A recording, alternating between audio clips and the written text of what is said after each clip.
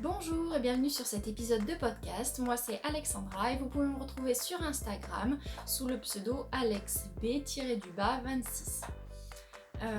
Ceci est un épisode de tricot et de filage puisque en plus du tricot, j'ai une nouvelle passion qui est le filage.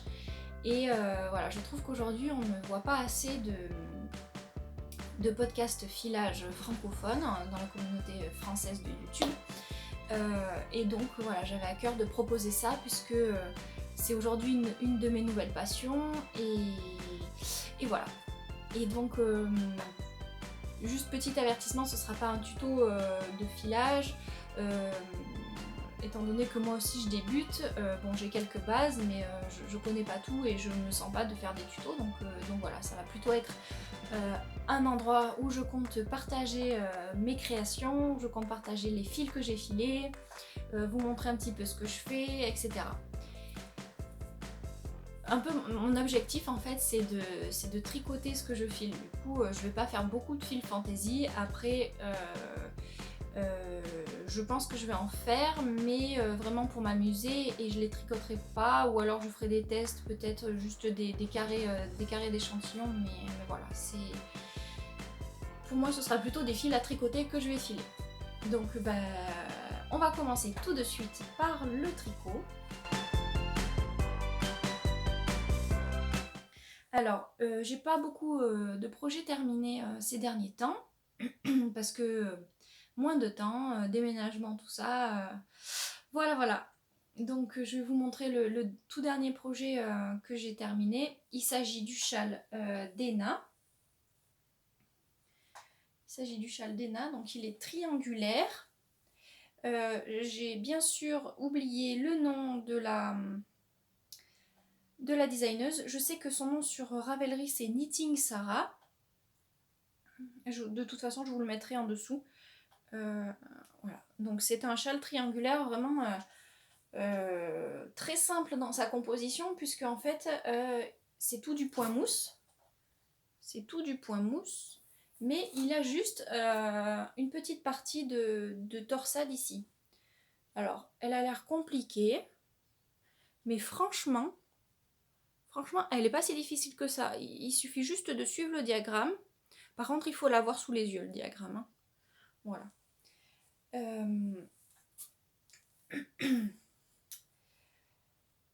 Voilà, donc je l'ai tricoté en Bességarn Semilla Pura, que j'ai acheté lors de l'anniversaire de Lana et Tricot qui s'était déroulé en septembre. Et j'ai utilisé à peu près 230 grammes. Donc il me restait 70 grammes en fait. Et donc avec j'ai fait des moufles. Je vais vous les mettre ici parce que elles sont dans les cartons. Et donc voilà. Ce sont des moufles que j'ai inventés en fait. J'ai repris ce motif là, celui-là, sur les côtés de la moufle, et j'ai fourré les moufles avec de la fibre de mérino pour que ce soit un petit peu plus chaud parce que j'ai très froid aux mains très souvent. Et en fait, oh là là, qu'est-ce qu'on est bien dedans. Je pense que toutes mes futures moufles, je vais peut-être les fourrer. Après, c'est un petit peu pénible au niveau de la couture puisque j'ai pas de machine, je fais ça à la main et je ne sais pas coudre. Voilà. Je ne sais pas coudre. Donc voilà pour ce châle. Alors je l'ai un petit peu modifié. Parce que à la fin, il était censé se terminer avec des côtes. Moi, ça me plaisait pas trop. Donc j'ai juste terminé avec du point mousse et j'ai fait un rabat en I-cord. Voilà. Alors à la base, les châles triangulaires, c'est pas vraiment mon truc parce que je sais pas comment les porter. Mais en fait, je voulais trouver le projet parfait pour cette laine. J'ai beaucoup réfléchi à ce que je voulais faire avec cette laine. C'est une laine qui est rustique, mais qui ne gratte pas du tout, qui est juste un petit peu sèche, mais en fait elle est très douce. Et je me demande si c'est pas du mérino, mais c'était pas indiqué. Et elle est en tout plat, en deux brins en fait. C'est uniquement deux brins qui sont retordus ensemble. Et donc ça, je savais que les fils qui sont en tout plat, ils sont pas très bons pour les... Enfin, ça donnera une torsade ou une dentelle moins définie, mais moi c'était exactement le rendu que je voulais. Puisque si on compare la torsade ici, la définition de la torsade avec la définition de la torsade du patron, il y a vraiment une différence. C'est beaucoup plus fondu. Et moi, c'est exactement ce que je recherchais. Je souhaitais également avoir un châle avec du point mousse parce que c'est plus moelleux, je trouve que c'est plus isolant le point mousse. Alors à la base, c'est vrai que j'aime pas trop le point mousse, mais là, avec cette laine, je trouvais que c'était vraiment parfait. Et triangulaire, pourquoi? Parce que je voulais quand même un petit quelque chose qui me cache le cou, puisque mon manteau, en fait, il est en col V, comme ça. Et je me disais que ça ferait bien. Par contre, je voulais pas trop.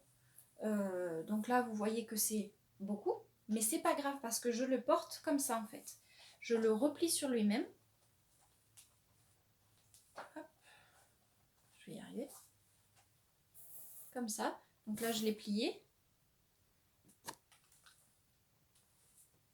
Et je le porte comme ça. Voilà. Et donc en fait ça me fait une triple épaisseur ici, voire même quadruple au cou, c'est ce qui est génial. Et là voilà, une petite épaisseur pour me protéger cette partie-là. Voilà, donc oui, ce que j'ai oublié de dire, c'est que c'est un fil d'épaisseur Dickey. Donc un bon gros châle. Voilà. Ce que j'ai oublié de dire avec ce châle, c'est que je le porte tous les jours. Je l'adore. C'est mon châle préféré. Et franchement, je suis vraiment contente d'avoir fait cette réflexion-là sur le châle, sur sa construction, sur la laine utilisée, sur ce que je souhaitais, ce qui me plairait. Parce que c'est vrai que les châles, j'aime bien tricoter ça, mais en fingering, c'est beaucoup trop fin. Je suis très frileuse, donc j'ai besoin de quelque chose de plus épais. Donc là, ça s'y prête très bien. Et la couleur, en fait, elle va hyper bien avec mon manteau puisqu'il est marron glacé. Il est marron glacé, donc voilà. Enfin, franchement, je suis vraiment contente d'avoir réfléchi en amont sur le tricot que je voulais. Et je pense que je referai ça plus souvent parce que vraiment, je le mets tout le temps. Et maintenant, voilà, c'est... J'y réfléchirai.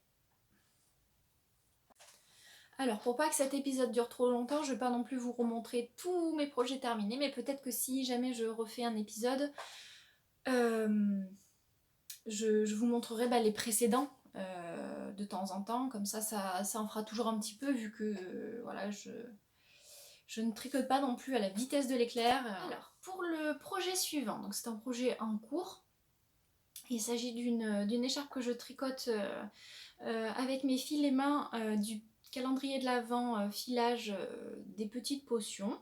Donc j'avais pris le petit calendrier de l'Avent, c'est-à-dire j'avais 12 mini fibres, donc 12 fibres environ de 20 grammes, et une tresse de 100 grammes le jour de Noël.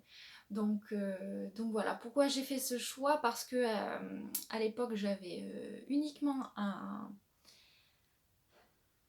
fuseau et donc je me voyais pas filer tous les jours une fibre de 20 grammes au fuseau. Donc voilà, j'ai fait le choix de prendre uniquement le petit calendrier de l'Avent, qui me laissait en fait un jour pour filer les singles et un jour pour les retordre. Voilà, donc c'était un challenge que je m'étais donné, j'avais fait des petites vidéos sur Instagram et j'avais beaucoup aimé faire ça, c'était vraiment un sacré défi qui me prenait beaucoup de temps, mais voilà, j'ai adoré ce challenge-là et je pense que l'année prochaine, je recommencerai. Voilà. Et en plus, bah, voilà, découvrir tous les 2 jours une nouvelle fibre, de nouvelles couleurs, avec des nouvelles textures, puisque tous les jours, c'était une fibre différente, c'était vraiment chouette. Donc c'est parti, je vous le montre. Attention les yeux. Donc elle se fait en plusieurs parties, j'ai essayé d'imaginer ça. Voilà, je ne sais pas si ça va aboutir, si ça va être joli. En tout cas, ce qui est sûr, c'est que ça va être très coloré. Vraiment très coloré, mais qu'est-ce que je m'éclate à la tricoter, quoi. Mais qu'est-ce que je m'éclate. Voilà, donc... ouais, alors, c'est du jersey, donc forcément, ça roulotte. Donc voilà, alors, j'ai pris des notes parce que je me souviens pas de tout. Mais alors là, en premier, nous avons... Donc là, un magnifique bleu.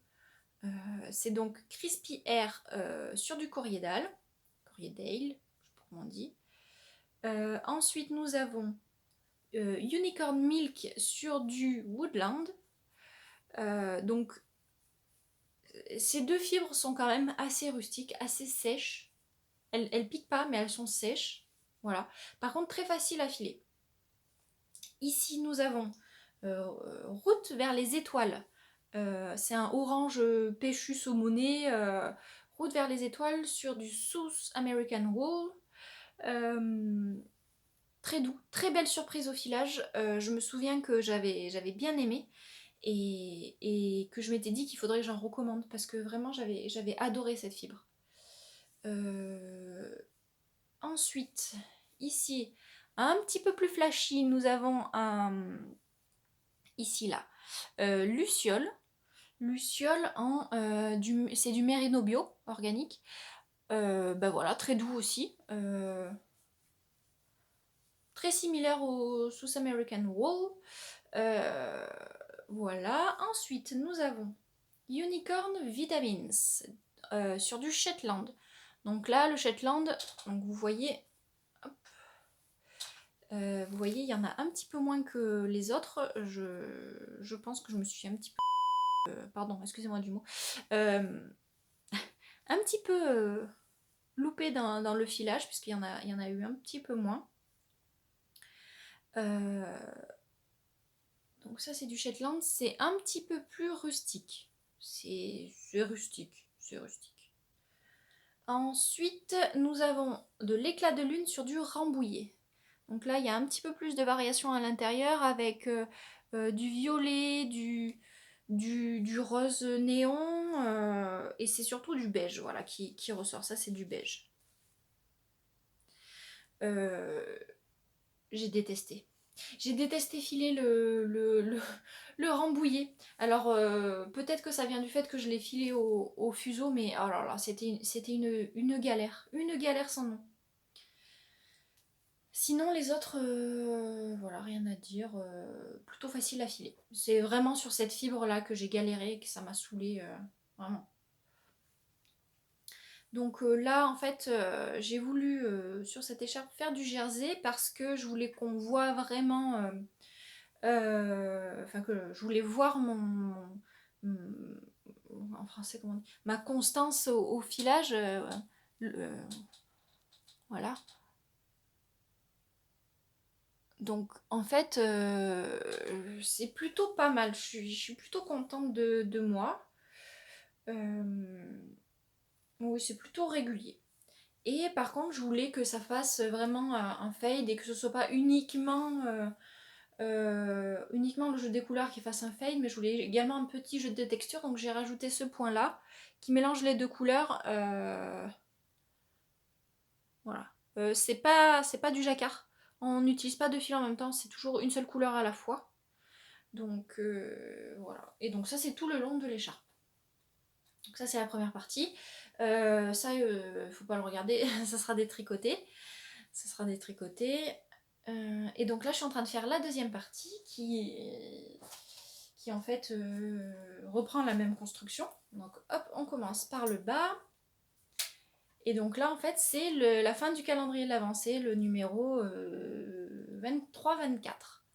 Donc Là, il y en avait un petit peu plus, hein, comme on peut le voir. Donc c'est un violet qui est bien nuancé. On peut bien voir les rayures. Si vous voulez voir à quoi ressemblent les fibres, je vous invite à aller voir mon Instagram. J'ai fait des vidéos, j'avais pas fait de photos, mais par contre j'ai fait des vidéos où je vous montrais tout mon processus de filage. C'est pas un tuto, hein, mais si vous voulez voir à quoi ressemblait la fibre et ce que ça devient, bah, là vous avez ce que ça devient en fil et en tricoté, et ben je vous invite à aller sur mon Instagram. Donc là c'est le coloris Eve Night des petites potions sur du Shropshire. Alors le Shropshire, je connaissais pas, en fait c'est une viande, c'est un mouton qui est plutôt élevé pour sa viande. Et donc vraiment ça explique pourquoi la laine elle est comme ça. Elle est sèche, hein. Très facile à filer, vraiment une simplicité enfantine à filer cette fibre là. Donc pour les débutants, vraiment je conseille à fond, à fond. Par contre, voilà, il faut savoir que c'est pas doux. C'est pas doux. Ensuite, nous avons Last Days Before Eve. Donc là, j'en avais 150 grammes. Ça fait vraiment une grande portion. Donc il y avait une section un peu rose, puis sur du violet un petit peu plus clair, sur du lilas, voilà. Et ça, c'est du Paul Wars. Alors le Paul Wars, très belle surprise, très doux, très similaire à du Mérino. Voilà, facile à filer, rien à dire. Ensuite, nous avons un joli, je sais pas trop comment décrire cette couleur, c'est un violine un peu chaud, un violine chaud. C'est le Enchanted Gift, excusez-moi de l'accent. Et c'est du Falkland. Alors le Falkland, ça va, c'est doux. C'est doux. Je crois que j'avais rien de spécial à dire sur cette fibre là. Voilà. Et donc là, je suis en train de tricoter le Rêve éveillé, coloris Rêve éveillé, sur du charolais. Alors, le charolais, c'est un mouton. C'est pas qu'une vache.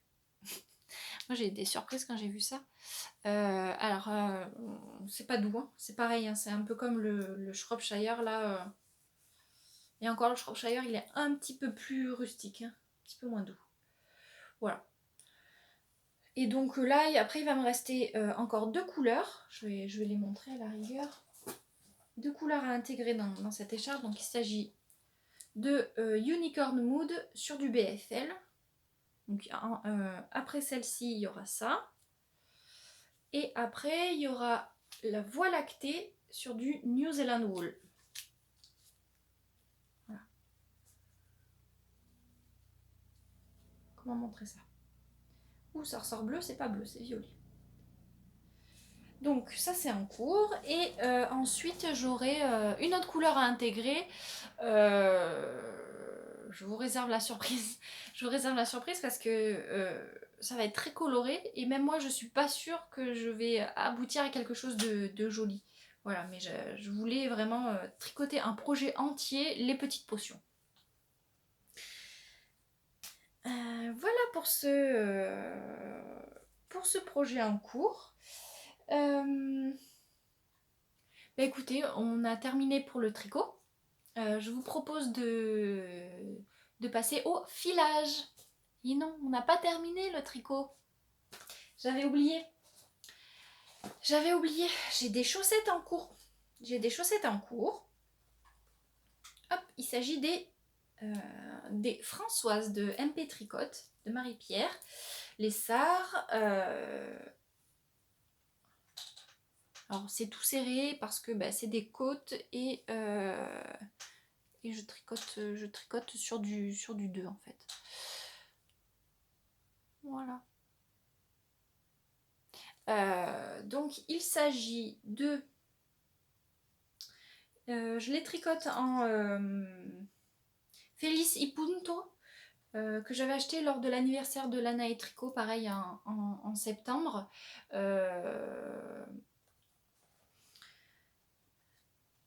Voilà, un joli rosé, un petit peu vieux rose, avec des mini speckles rouille, vert, mais vraiment tout petit, voilà. Donc ça c'est la chaussette presque terminée, puisque là il me manque le grafting à faire. Voilà. Ouais, bah, excusez-moi, j'ai pas de bloqueur à chaussettes. Hop, mais peut-être que comme ça on verra mieux. Voilà, donc c'est des jolis codes sur tout le long de la chaussette, sur le dessus de la chaussette avec un petit twist, non, un petit point texturé sur le long. Et voilà. Donc ça se commence par en haut, ensuite on fait les côtes et puis voilà, ensuite on enchaîne. Franchement, elles sont très simples à faire. J'aime beaucoup le talon. J'ai essayé la chaussette. J'aime beaucoup le talon. Moi, je suis plutôt une adepte du Fish Lips Kiss Heel et en fait, celui-là, je l'aime plutôt bien. Il tient bien. Voilà, je trouve elles sont raffinées, elles sont très simples à faire. Moi, c'est ce que je recherche dans une chaussette. Généralement, moi, je suis plutôt, jersey et puis en anquille, quoi. Là, non. Et franchement, c'est chouette. Alors, elles avancent doucement, Mais bon, je me mets pas la pression, j'ai le temps, et puis je préfère que ce soit joli, prendre du plaisir à les tricoter, voilà. Donc là, j'ai bientôt terminé la deuxième, et puis après, grafting, et puis voilà. Donc, ah. Donc voilà à quoi ressemble la laine. C'est du mérino nylon 75-25 si je me trompe pas. Elle est très retordue. J'aime beaucoup. Pour des chaussettes, j'aime bien. Mais j'avais acheté une quantité pull dans un coloris magnifique. Je peux pas vous le montrer là parce que c'est dans un carton. Je vous mettrai une photo là. Je suis pas sûre d'aimer ça sur un pull. C'est très retordu. Je pense que je le doublerai avec un mohair. Voilà. Mais sinon pour des chaussettes c'est très bien. Je pense que ça va être très résistant. Voilà pour ces petites chaussettes.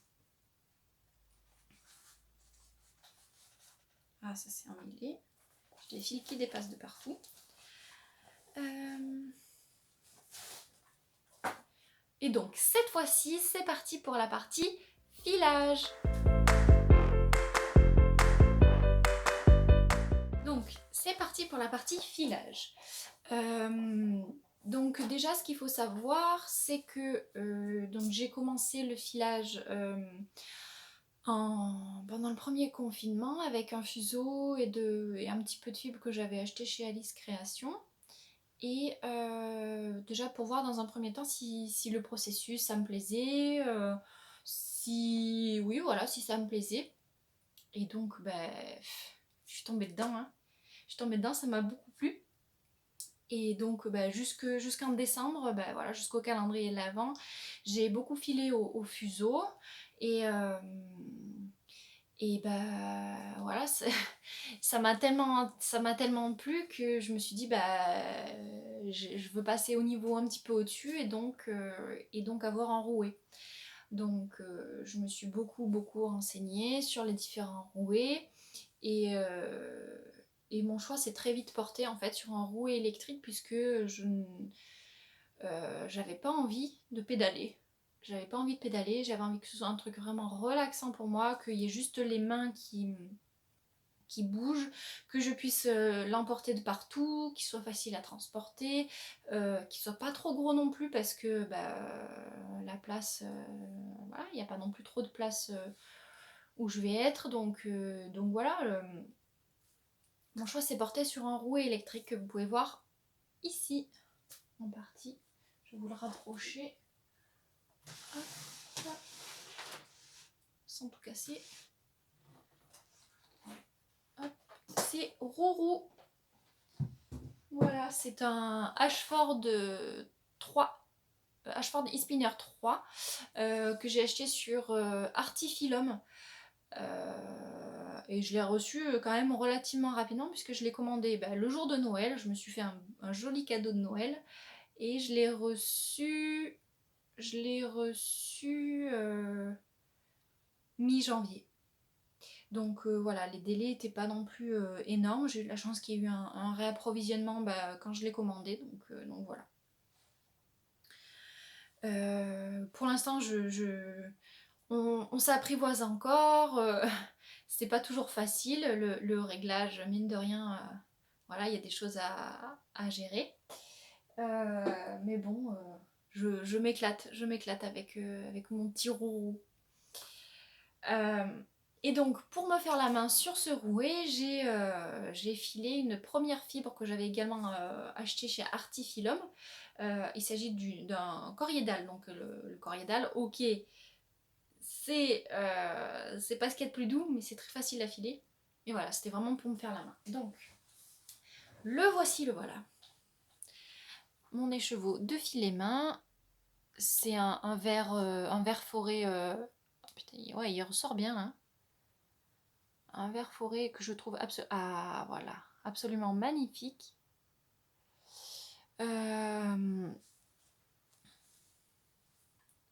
Donc il s'agit d'un free ply, donc trois brins. C'est pareil, j'avais jamais fait de 3 brins au fuseau, donc c'était également une première pour moi. Je voulais vraiment me faire la main dessus. Et donc voilà, il a une épaisseur diquée. Il a une épaisseur diquée, donc voilà. Et je l'ai retordu en rotor Navarro ou chain ply. En fait, c'est comme une chaînette au crochet apparemment. Je fais pas de crochet, mais c'est ce que j'ai entendu dire. Et donc voilà, c'est un bel écheveau de 100 grammes. Il est plutôt régulier, je suis contente, j'ai réussi à faire quelque chose de plutôt régulier. Donc je pense que je vais me tricoter quelque chose avec, et je pense que ça va être des chaussettes, puisque le coriédale a la réputation d'être une fibre très résistante. Et donc c'est aussi pour ça que j'ai fait un 3 ply, pour que les chaussettes soient d'autant plus résistantes. Donc en diquet, j'ai un patron en tête, il n'est pas encore sorti. C'est le patron de Audrey Borrego, Yarn Flakes. Elle avait demandé le nom, elle avait demandé des idées de nom pour le patron. Et je pense que ça va donner pas mal, ça va être des torsades. Et c'est un patron en diquet, ça tombe très bien. Donc franchement, j'ai vraiment envie de le tester dans cette couleur-là. Voilà, enfin, honnêtement, je suis vraiment trop contente, quoi. Le rotor, c'était pas facile d'avoir une constance, puisque il y a un jeu de main à avoir, et en plus mon fil se cassait souvent, quoi. Je pense que je l'avais pas assez twisté au départ, ma single. Voilà. Donc voilà pour ce premier écheveau terminé. J'ai hâte de le tricoter, de voir ce que ça donne. J'ai même envie de me faire un petit échantillon. Il faudrait pas qu'elle tarde trop à sortir le patron, Audrey. Mais j'ai vu ce matin sur Instagram qu'il sortait en mars. Donc voilà. J'aurai un peu de temps. J'ai un peu de temps avant de le tricoter. Avant de le tricoter.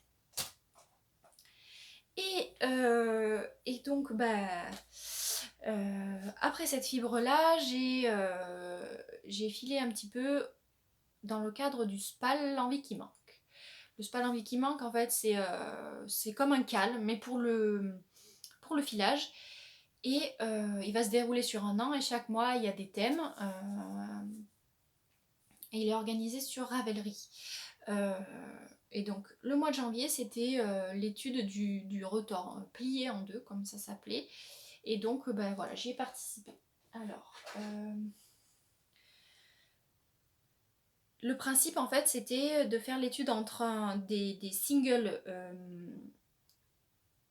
high twist, donc beaucoup twistés, et low twist, donc très peu twisté, et voir la différence entre les différents rotors. Donc en fait, il fallait faire 4 écheveaux.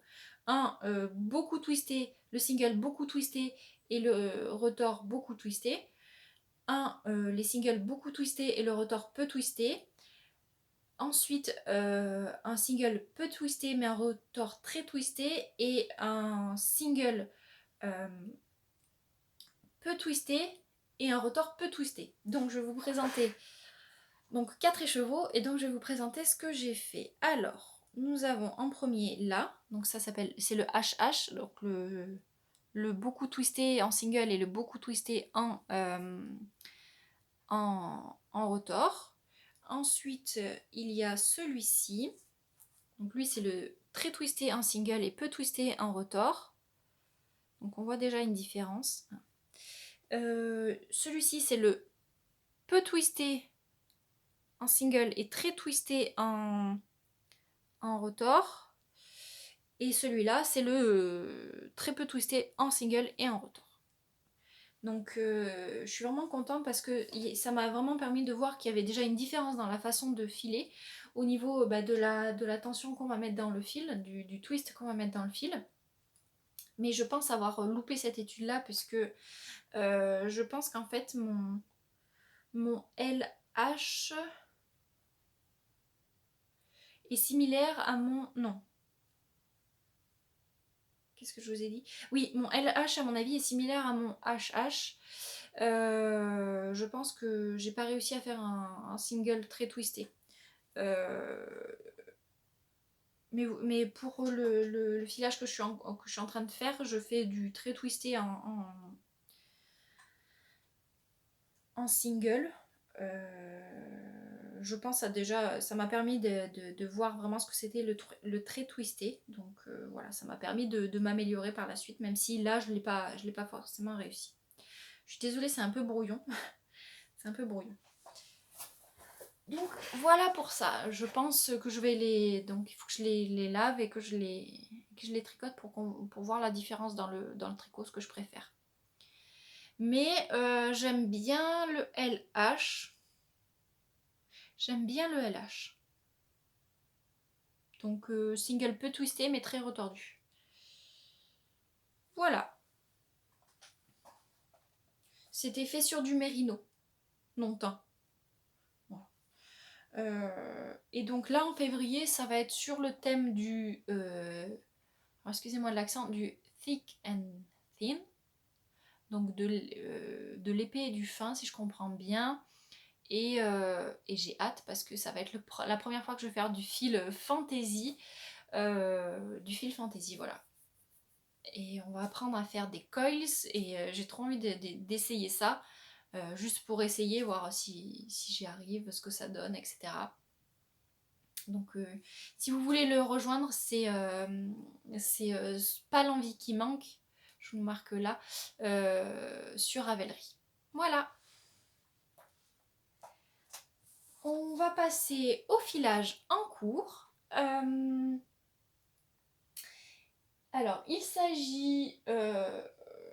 alors, je suis en train de filer une fibre. Je suis en train de filer cette fibre-là, qui m'a été offerte par Laure, des filles du vendredi. Pendant une soirée qu'elle avait organisée où elle avait invité une créatrice de bijoux et où on pouvait voilà, faire découvrir plein d'arts créatifs, le crochet, le filage, le tricot, etc. Et donc c'est une fibre, je ne connais pas la composition. Par contre, c'est doux. C'est tout doux, c'est non teint et c'est certainement un mélange de fibres puisque il y a du gris, du marron, voilà, je sais pas du tout ce que c'est comme fibre, mais c'est du beurre à filer, c'est vraiment du beurre à filer. Voilà. Et donc j'avais commencé à la filer au fuseau, donc ça donnait ça. C'était épaisseur fingering presque sport. On va dire light sport. Ça n'existe pas, mais c'était voilà. Donc je l'avais fait en tout ply.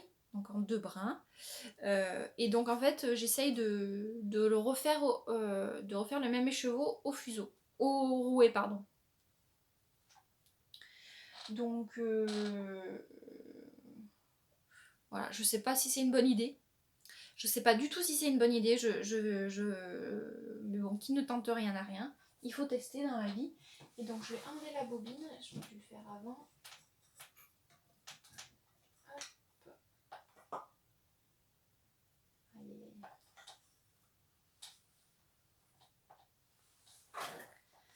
Voilà. Donc voilà ce que je suis en train de filer. J'essaye de faire quelque chose de plutôt régulier et fin et très twisté, puisque j'ai remarqué qu'au fuseau je file mes singles vraiment très twistés.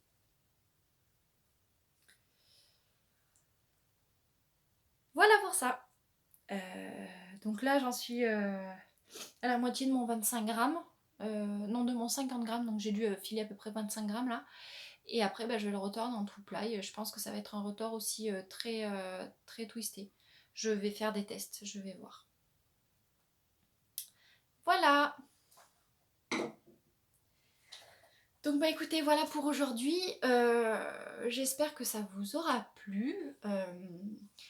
Je sais pas exactement combien de temps ça va mettre, combien de temps ce podcast va durer. J'espère que ça vous aura plu. Si vous avez des remarques pour la suite, des questions, etc., n'hésitez pas à me laisser un commentaire sous la vidéo. Ce sera avec plaisir que je vous y répondrai. Et en attendant, prenez soin de vous et je vous dis à la prochaine.